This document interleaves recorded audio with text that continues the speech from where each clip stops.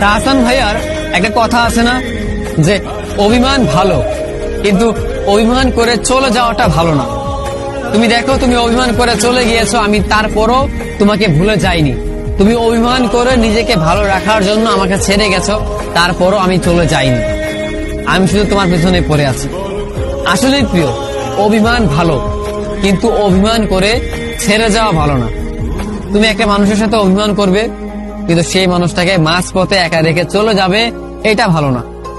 তোমার বিরহে সেই মানুষটা প্রতিনিয়ত পড়বে, সেই মানুষটা প্রতিনিয়ত কষ্ট পাবে, এইটা কখনোই ঠিক হতে পারে না। তুমি একটা মানুষকে মাঝপথে এনে স্বপ্ন দেখিয়ে স্বপ্নটাকে ভেঙে দিয়ে চলে যাবে, এমনটা হতে পারে না। তুমি অভিমান করে নিজেকে ভালো রাখার জন্য ছেড়ে যেতেই পারো, কিন্তু আমার কথা তো একবার ভাবতে পারো, তাই না?